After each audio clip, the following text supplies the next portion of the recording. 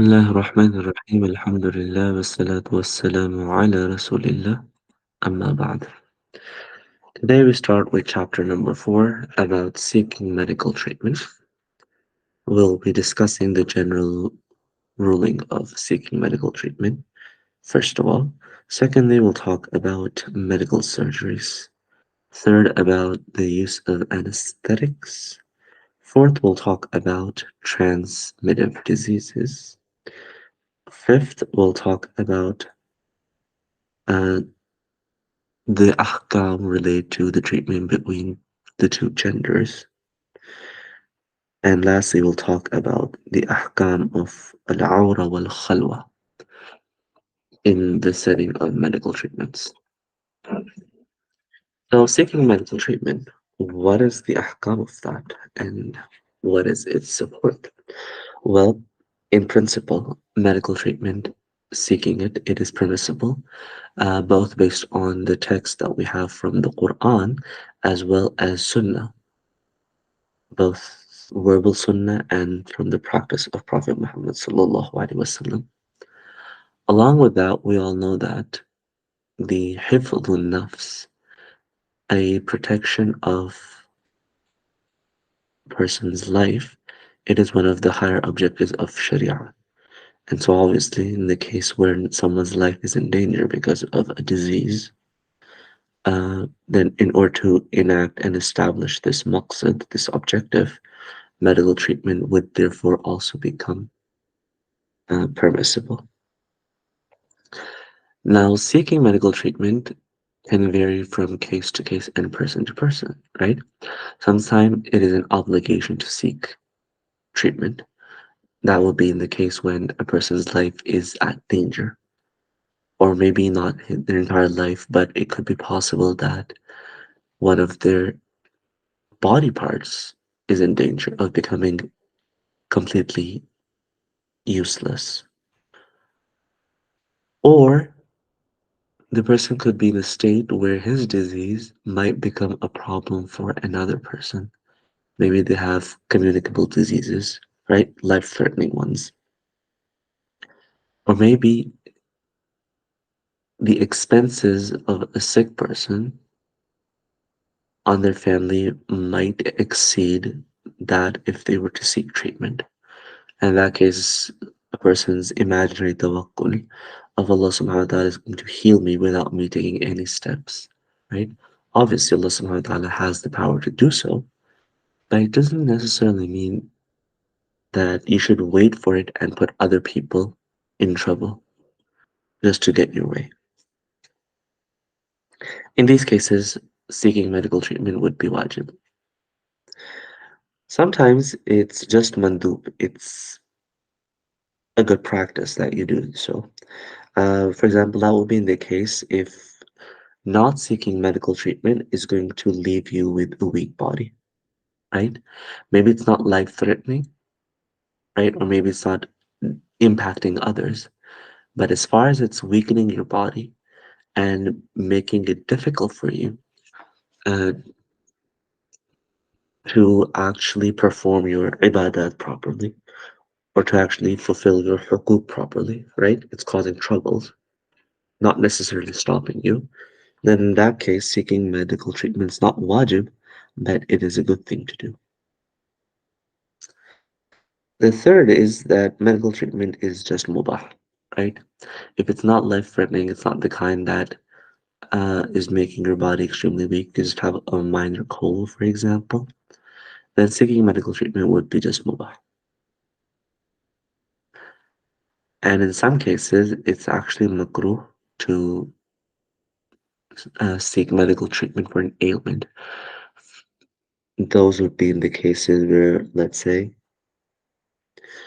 seeking treatment will most probably result in a person becoming more sick or being inflicted with another kind of disease which is much worse than the one that they have right now. And this could be case possible, for example, in some cancer patients, right? Sometimes cancer treatments might not be effective. right? And if a person goes on to do chemo, for example, they might end up in a much more worse condition that they would initially be. Obviously, this is not for us to decide, uh, either based on personal experience or based on the advice of a professional doctor. These things could be decided. Now, what is the evidences behind this? Well, for example, we have a hadith in Bukhari from Abu Hurairah radiallahu anhu, and he mentions from the Prophet alayhi salam, ما أنزل الله داء إلا أنزل له شفاء, that there is no disease except that Allah subhanahu wa ta'ala has also made a shifa for it, a cure for it. And those who know, and those who don't know of it, but there is a cure, right? So think of any disease today, there will most certainly be a cure for that disease. Maybe we just don't know that yet. And this hadith itself is kind of a beacon of hope, right? In any case, and also kind of a hath and an encouragement for medical professionals to actually keep engaging in research about different diseases that there inshallah subhanahu wa ta'ala will be some sort of cure for it. We just need to search and find it.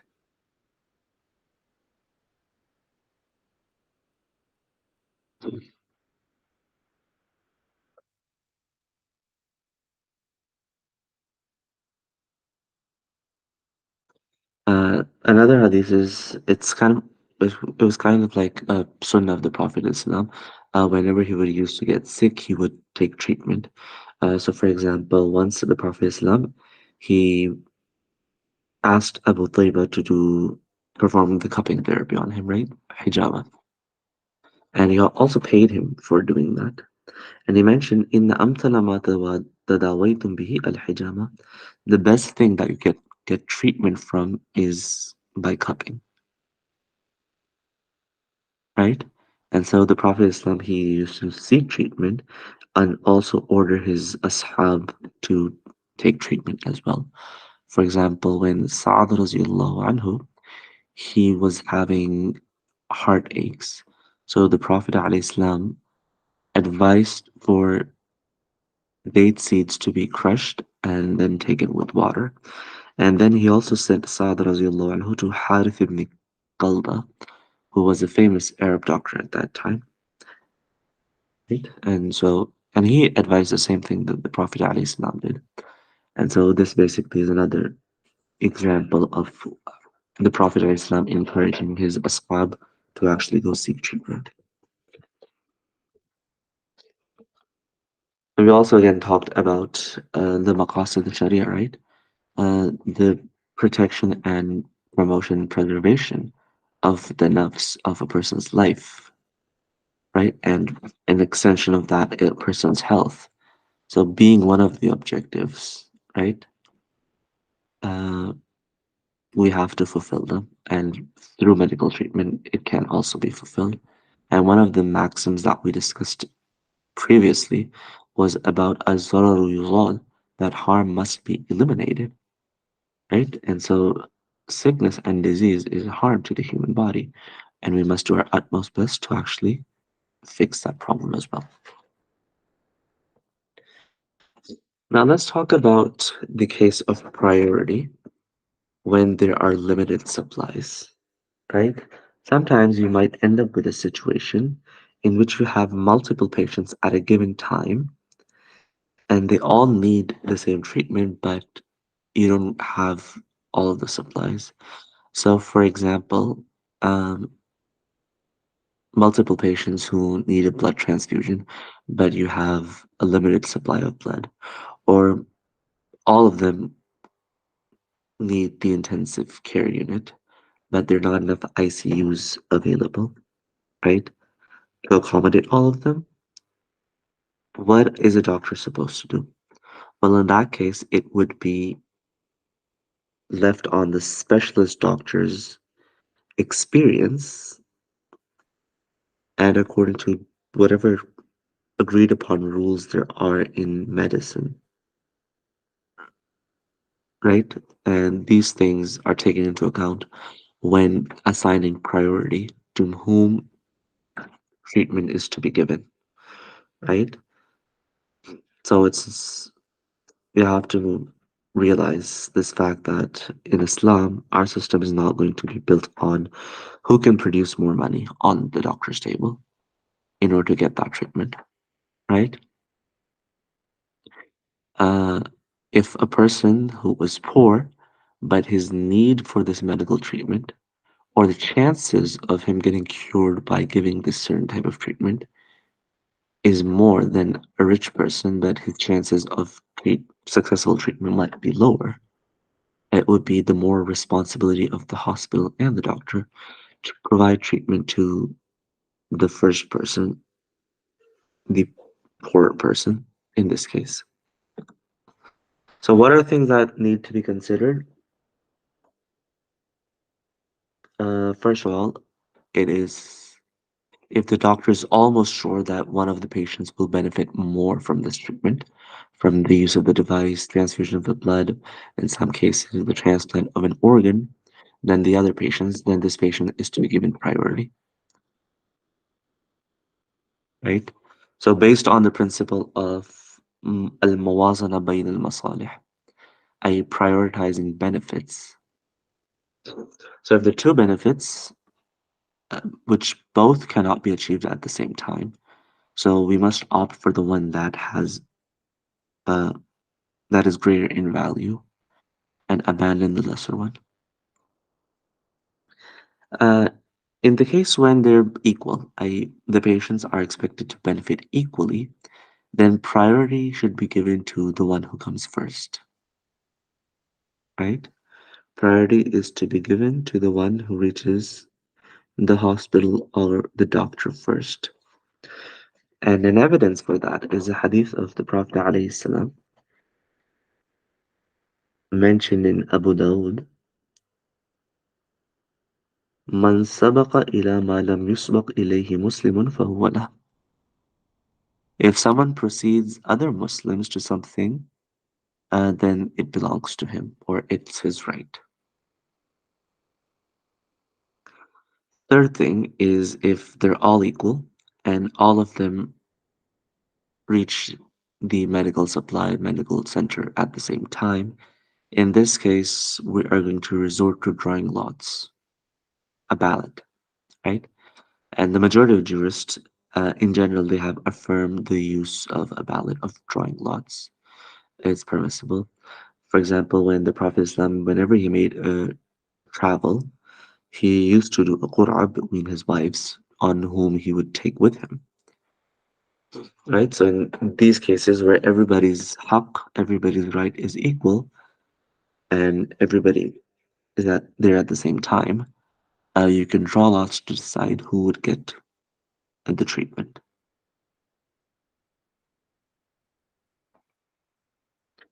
And the use of these drawing these lots is something very old. Even the Anbiya alayhi salam from way back have been doing that.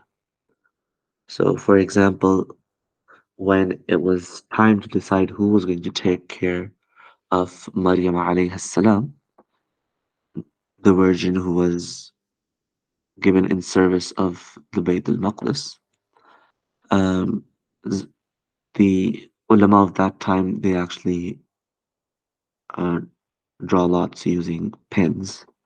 And it was Zakaria alayhi salam who actually got custody over her. Now, this was about medical treatment in general. Now, let's talk about surgery. So, we know that the Sharia permits the learning, teaching, and practicing of medicine, right? Because of the enormous benefits that it contains for society. And obviously, surgery is a branch of medicine. And so, therefore, learning surgery,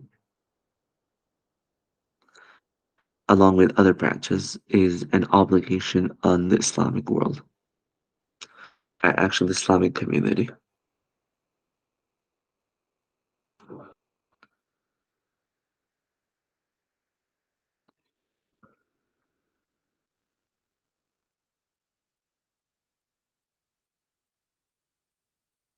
Now, there are different types of surgery, and each of them will actually have its own ahkam, right?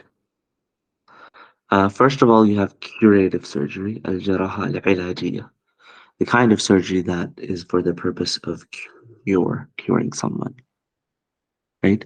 And obviously, this is the most important type of permissible surgeries that there is.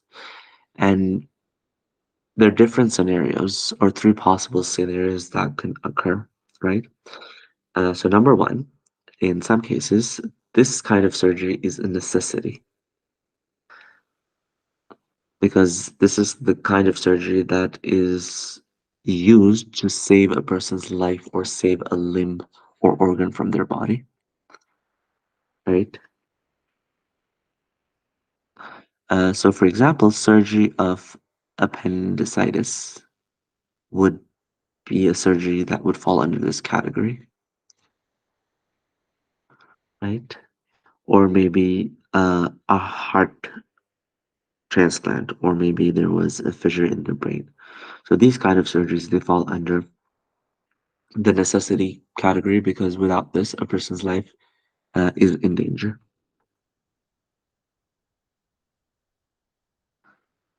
Right? So in this case, it would be an obligation on the surgeon to perform the surgery in order to save the life. So even if it leads to cutting some part of the body tissue or maybe even damage a person, but if that results in preserving a person's life, it is more important than preserving just individual body parts.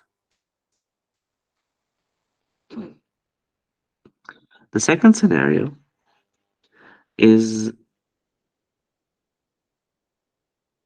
the kind of surgery which is a haja. It's needed, but it's not something that you'd call a necessity. It's not something that without it, a person is going to die, right? You're just doing it to cure some disease or maybe lifting some pain. For example, the surgery that's done, optical surgeries that are done these days, right? So obviously, the person's eyesight, if you don't do that surgery, is going to remain affected, but this won't necessarily impair them permanently or maybe impair their lives permanently. So this kind of surgery is permissible because it agrees with the general principles and rulings of the Sharia that we've just discussed previously, right?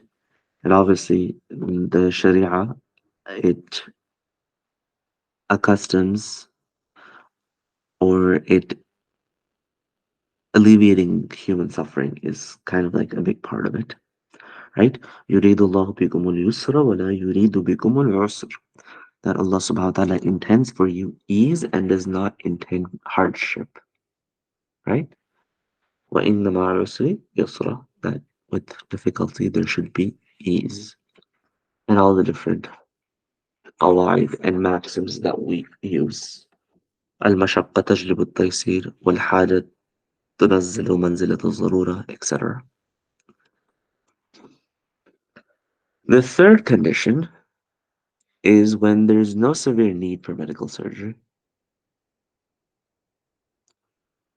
right? So, for example, treating conditions that do not involve a high degree of hardship, but nevertheless, the ailment entails some sort of harm, right? So, surgery to clean minor wounds, for example. So, this type of surgery is permissible. Uh, and that's it. It's just mubah. It's not wajib and it's not mandub. It's not like something you would be praiseworthy. If you want to do that, you are very much allowed to do so. The second type of surgery that we're going to talk about is diagnostic surgery, right? And you can define that as any surgery that is carried out to get more information about the disease, where this information cannot be acquired by other means. So, if surgery is the only way for a person to get a diagnosis of a condition, this is the kind of surgery that we're going to talk about. Examples of this could be surgeries to diagnose tumors in the abdomen, right? Again, obviously, this type of surgery will also be permissible. Number one, based on the general permissibility of seeking medical care. And number two, realizing that without a proper diagnosis, you cannot treat these diseases. And so Sharia would also allow for this.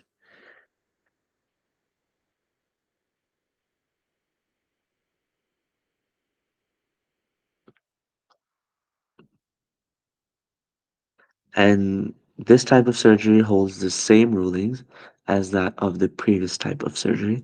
In some cases, it's obligatory, sometimes it's desirable, sometimes it's just okay, and it might even be in some cases uh, makruh as well,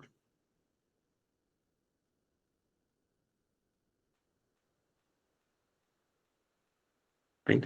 Depending on the kind of disease we're talking about. So, if a person fears or they have other indications of a life-threatening disease, then obviously in this case, a diagnostic surgery, if it is the only option, would be wajib. If it's not a life-threatening disease, the doctor doesn't think it is, but it's something that's actually paining the person very much, or there might be this fear that it might transform into something more dangerous. In this case, diagnostic surgery would be desirable. And in cases where you fear that you might not be able to heal this ailment unless you know what's going on, and the only way to know that is diagnostic surgery, then that would be just mubah.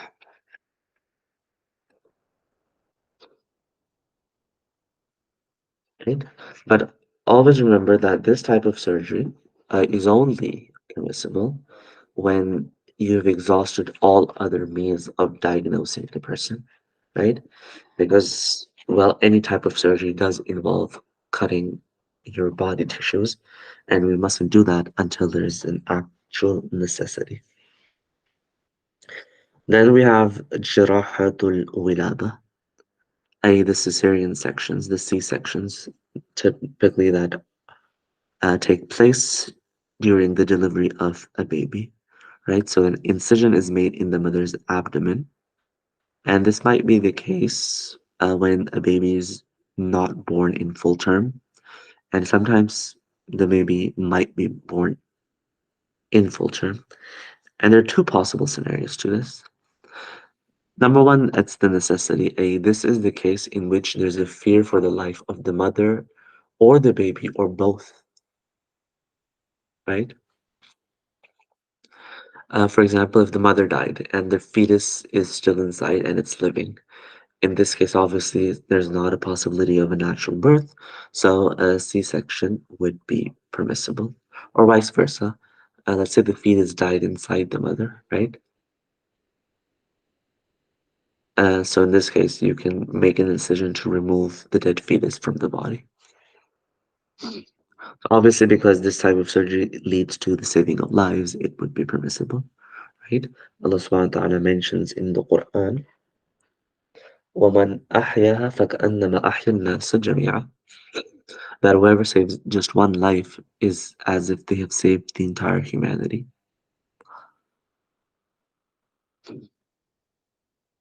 right? And just like it is permissible to remove a disease or any diseased organ from a sick person's body, likewise, it would be permissible to remove a fetus if its continued presence endangers the mother's life, right? Similarly, permissible to perform this surgery on a deceased woman in order to save the life of the fetus, just as cutting open a mother's womb would be permissible for the sake of treatment. Maybe you want to remove cancer tissue from that, right? Just in that case, it would be permissible. It also would be permissible to save the baby's life, all based on the principle of harm should be eliminated,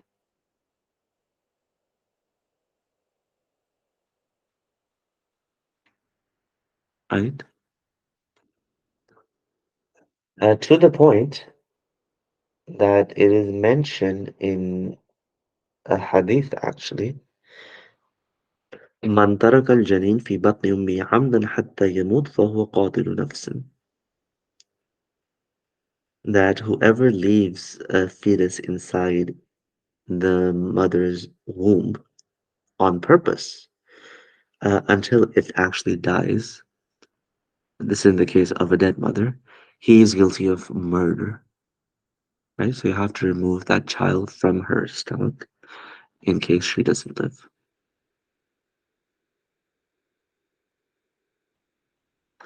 The second type, where a C-section is needed, maybe not in the case of a necessity, is where a physician concludes that it's impossible for the mother to have a normal delivery because it might lead to some complications or some harm less severe than death to either the mother or the baby, or maybe both, right?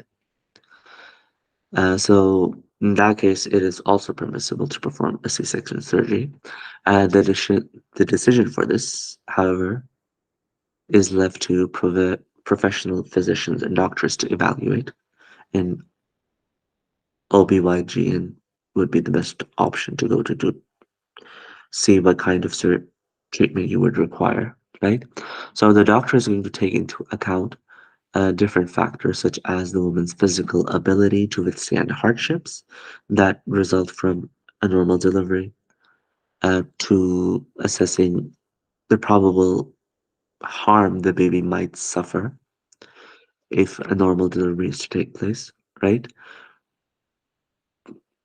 Factoring in these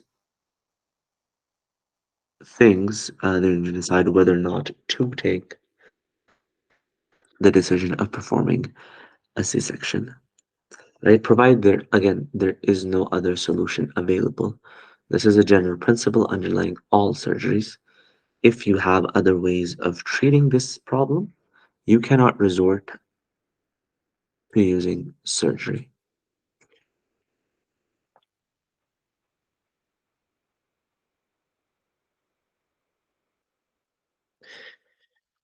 That said, one thing to mention about C surgery is that when you belong to a capitalist society, which is basically every country in the world,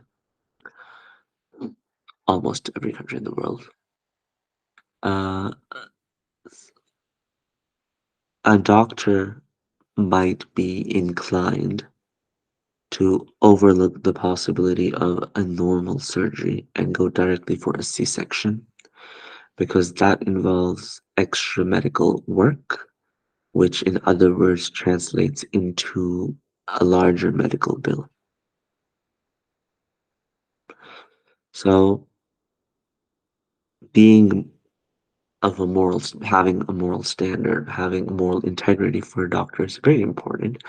And if you ever feel that for anyone the diagnosis is not being complete, it's always good to get a second opinion, right?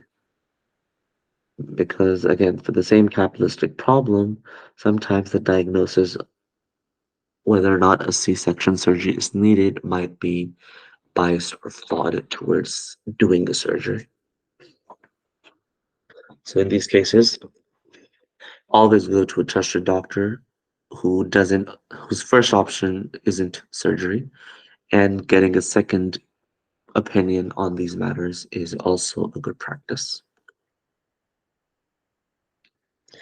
The fourth is surgery, جراحة الختان, or in other words, circumcision, right? So it is also kind of a surgery. So male circumcision is a surgical removal of foreskin covering the tip of the penis. In female circumcision, that involves the removal of a slight piece of skin from the hood of the clitoris, right? And this kind of surgery is very old. It was known even before the era of Prophet Muhammad sallallahu alaihi wasallam, and it's believed to be one of the rites and rituals of Ibrahim alayhi salam. And to be honest, one of the hadith of the Prophet Islam mentions khitan, a circumcision from Sunan al-Mursaleen, that it was actually the sunnah of all of the prophets, right?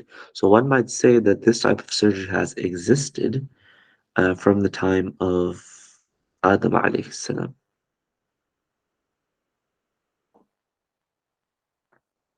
right?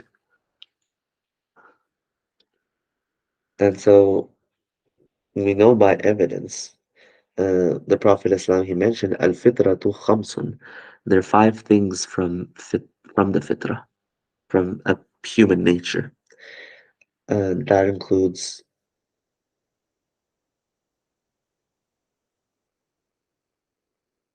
الاختنان، الاستحداد، قص الشارب، تقليم الأظفار، ونتف الإبط. A circumcision, removing pubic hairs, trimming the mustache, clipping nails, plucking out underarm hair, right? So all of these things are part of a person's innate nature. And so obviously in the case of circumcision, this is something that was permissible by the Nas itself.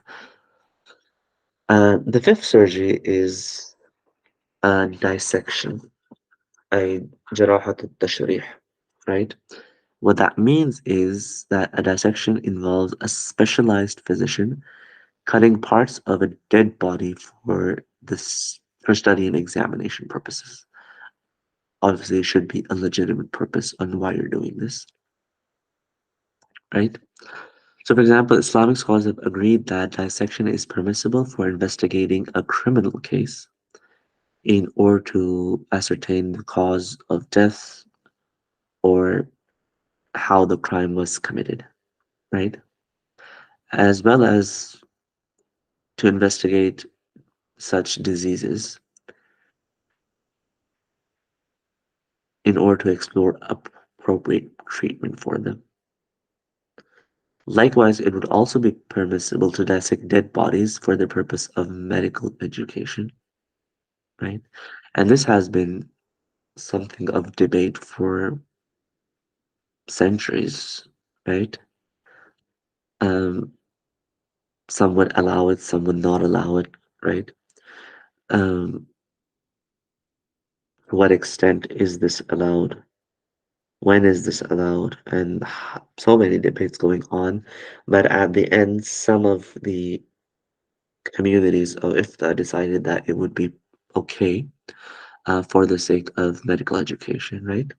So, for example, Hayatu Kibar Ulama, the Council of Senior Scholars in the Kingdom of Saudi Arabia, or the Islamic Fiqh Council in Makkah, and they decided that dissection for the sake of medical education is permissible. Although there is no specific nusus or verse of the Quran or some hadith allowing for such surgery, they actually make qiyas of this problem. And their evidence is that just as it is permissible to rip open the stomach or the womb of a dead mother in order to remove the fetus because its life is expected. Similarly, it is permissible to dissect dead bodies for the purpose of medical education because this medical education, therefore, will result in the permissibility or will result in the saving of lives. So medical education now equals to the saving of lives. So this is permissible based on the analogy that it is okay to cut open the womb of a mother in order to save the child.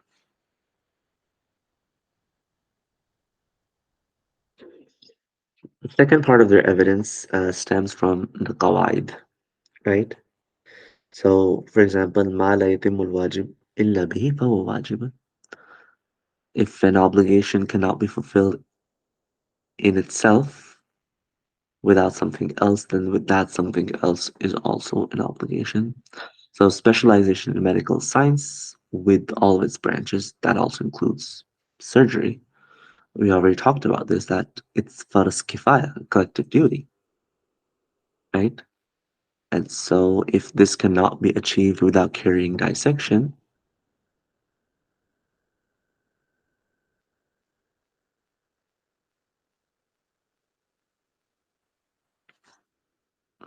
right? So, obviously, if you cannot get the practical experience of the theoretical anatomy without dissection, you obviously cannot perform surgery on living people. And so, in this case, surgery would be legitimate and obligatory. Now, it's mentioning that normally it's not allowed to cut people open. So the big question is this type of surgery still allowed? Is dissection still allowed for medical education? I mean, in the case of a crime established or the high chance that there was a murder that took place, if you do surgery, then that's understandable, right? But what about medical education, especially when we have 3D technology, right? We have virtual reality, and also we've gone to the extent that we've developed fake bodies, prostheses that feel and look like the real body. Now the question is, even now, would it be permissible to dissect actual human bodies in order for medical education? That is worth consideration, right? Because a lot of the ulama, they don't even allow dissection for medical education even today. It's just some of them who do allow this. So this is a big red flag in this case.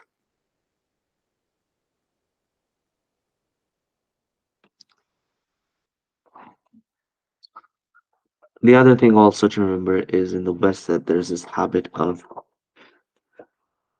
ascertaining the reason of death, and a lot of bodies go through this dissection process, even if there's no crime involved, or even if there's no belief of a crime involved, right? So just dissecting everybody that comes to the morgue is not permissible. It can only happen in the case where it was feared that this might be the case of murder, or else natural death is something that we actually accept.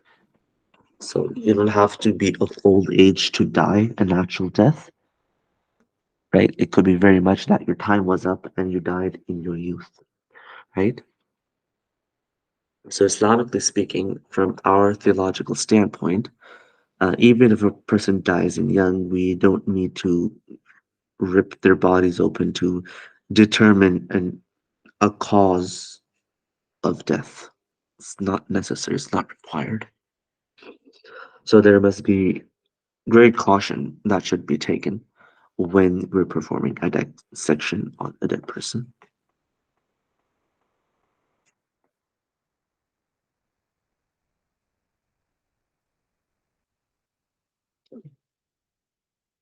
Now that we've talked about the different forms of surgery and the scenarios in which they're either wajib or permissible, let's talk about the conditions for permissibility of a jaraha in itself.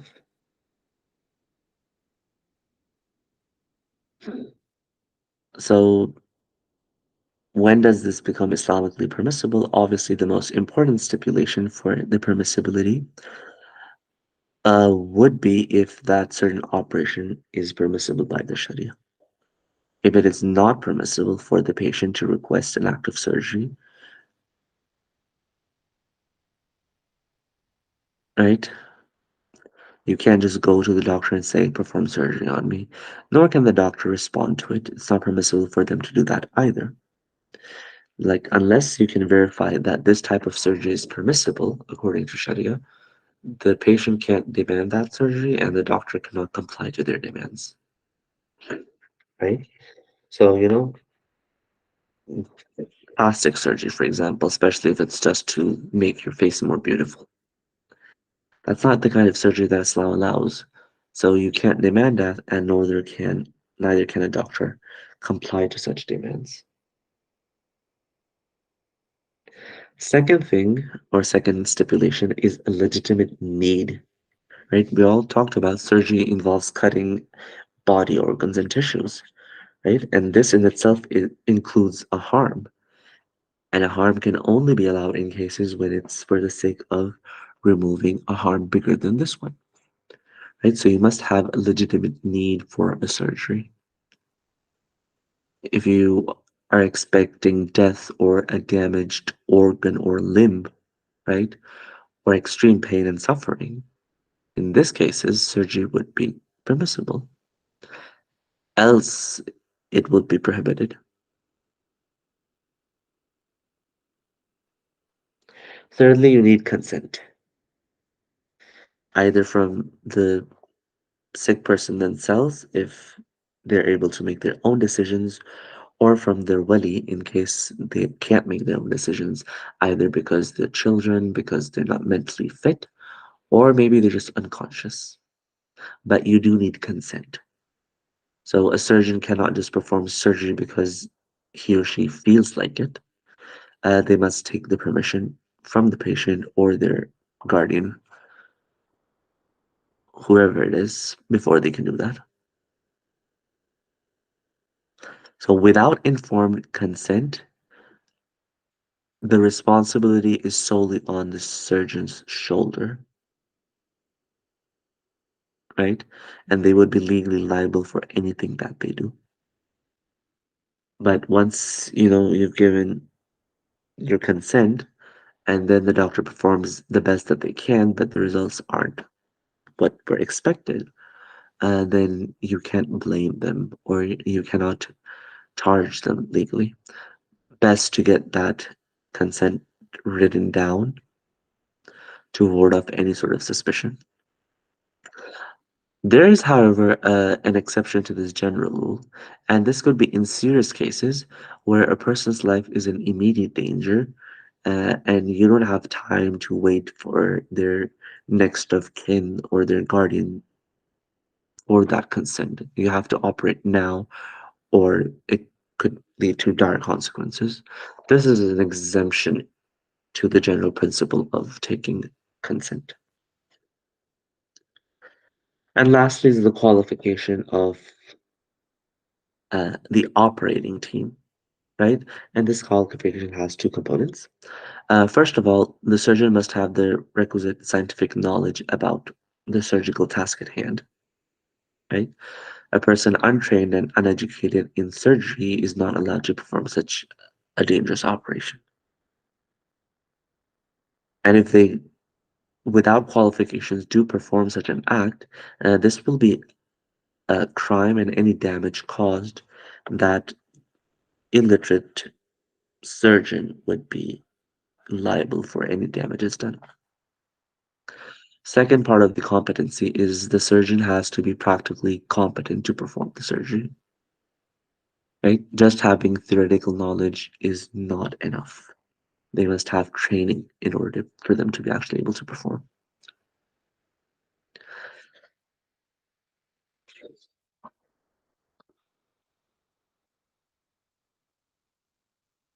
The fifth condition is the likelihood of success, right? So the surgeon must be confident that the surgery will be successful. This means that the chance of success is greater than the chance of failure or death of the patient, right? If the surgeon thinks that it is most likely that the patient will die, then it is not permissible for them to perform it. A paralyzed person is better off than a dead person, right? So the scenarios of high risk, high gain. I performed the surgery. Either you're cured completely, you can start walking again, or you die at the operating table. Don't perform that surgery; it would be permissible. Also, there should be a beneficial outcome from this surgery. That's also a condition, right? And if there's no benefit, then the surgery won't be permissible. The benefit could be either from necessary to a strong need or even a weaker need. Or the surgery, if not any benefits, must result in the reduction of harm, right? Should not be the cause of greater harm than this one.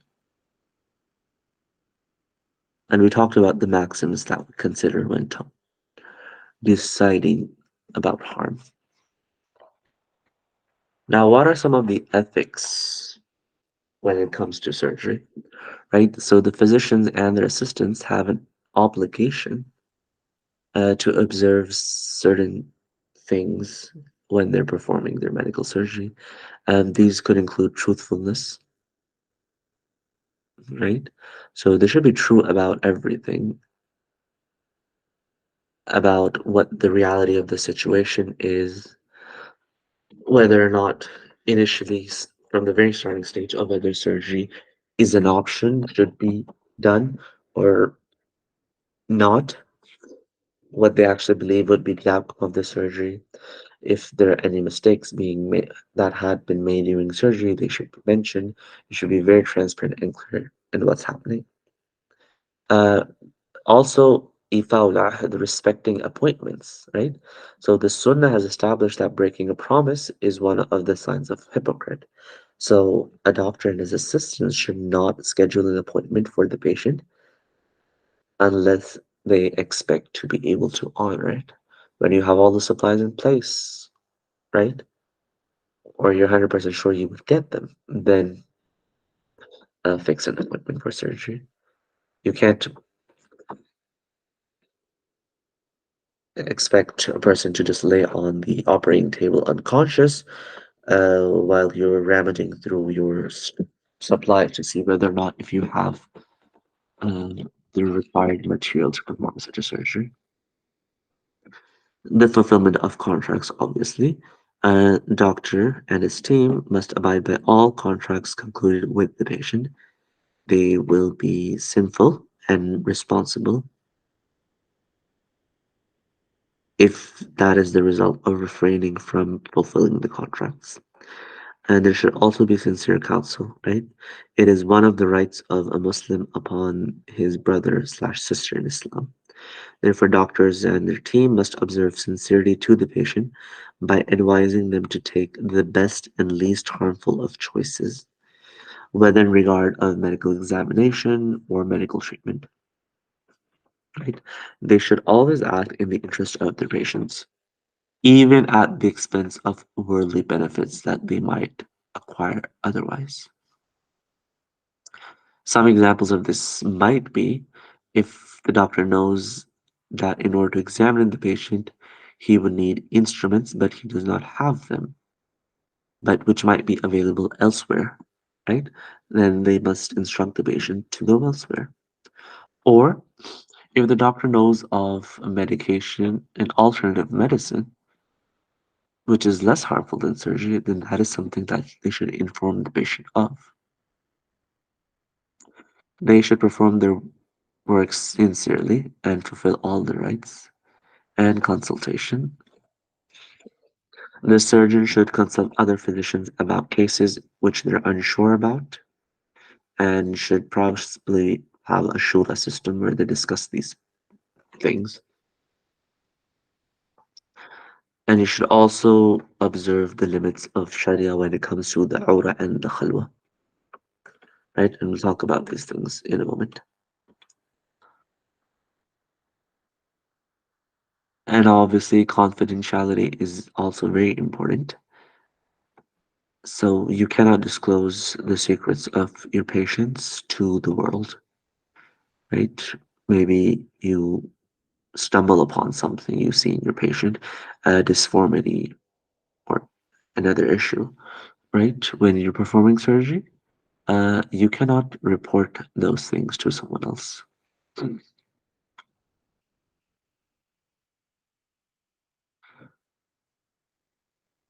And also commitment to policies and regulations by the medical committee, medical board, the hospital, whatever it might be.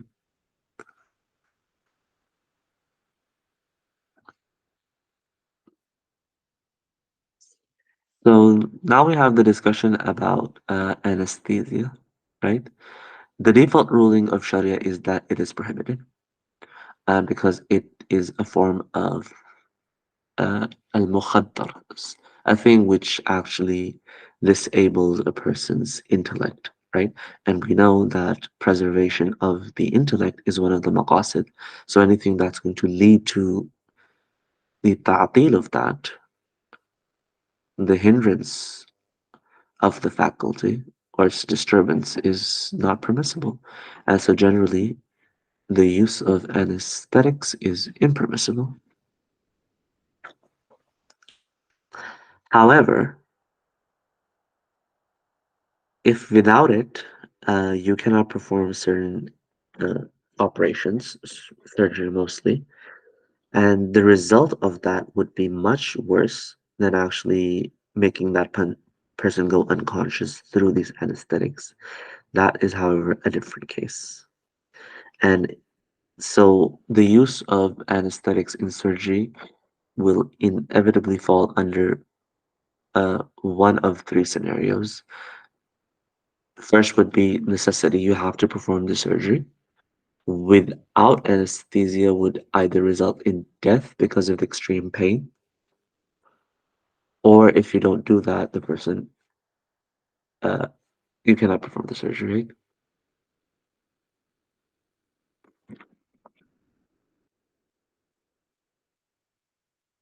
For example, in open heart surgeries and other such surgeries would fall in this position. Sometimes not in the necessity category, means you won't die if you perform a surgery without anesthesia, but it could lead to severe hardship, extreme pain, for example, or maybe trauma. And then in this case, it's also permissible Islamically to do so. Uh, Amputation, for example, would be a genuine need, right? It's very painful. And if you've seen that video in which a doctor in Gaza was amputating the leg of his daughter, right? Even thinking about it's so painful. Imagine going through the actual process itself. And so, yeah, this is a genuine need in which, although you won't die, but there could be extreme pain that you have to go through for this process.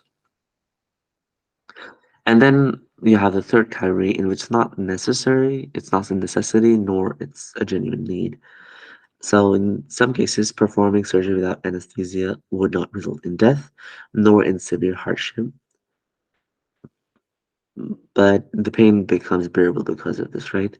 So, for example, in tooth extraction, right? So the use of anesthetic in such cases is a judgment call by the physician, uh, taking into factors such as the nature of the ailment, the type of surgery needed, condition of the patient. After considering all of these things, if they think it is required that they use anesthetics, then go for it.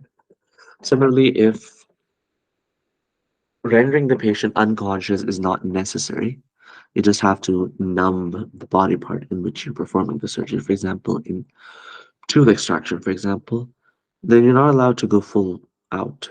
You must try to limit the use of anesthetics as much as you can, right? So we can conclude that surgical anesthesia is exempt from general prohibition of the use of narcotics in the need of surgical procedures, right? So most controversy scholars they allow for this.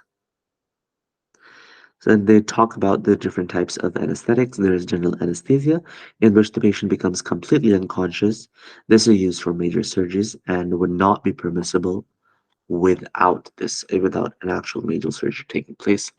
Then you have local anesthetics, which is just numbs certain areas of the body required in the surgery. And this is often used in the lower part of the body from waist down. right? So the person's conscious, but they can't feel what's going down there, right?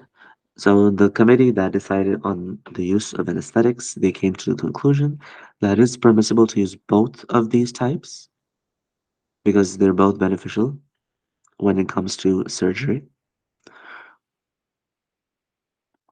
Uh, so- Sometimes there is a harm that could result from the use of anesthetics, right? So it's the responsibility of the anesthesiologist to identify the dose of anesthetic that is appropriate for the patient's need. It will be decided on a case-to-case basis. It is not permissible to increase the dose above that which is necessary. If the surgery can be performed by using local anesthetics, then doing general anesthesia would not be permissible.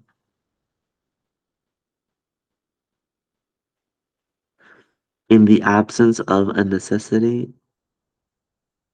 again, general anesthetic drugs should not be used arbitrarily, right? Patient's reaction must be taken into consideration because some people might be allergic to that. You want to take that into account as well. And if there are different methods of anesthetics, it is the anesthesiologist's responsibility to choose the least painful method available, right? Uh, well, this last thing that we'll talk about today is about al-ahkam al-wabaiyya. Actually, we'll pause today. There's no need to do that. So there's 6 sections in this chapter. We've covered 3, and inshallah, we'll cover the next 3 in a later class.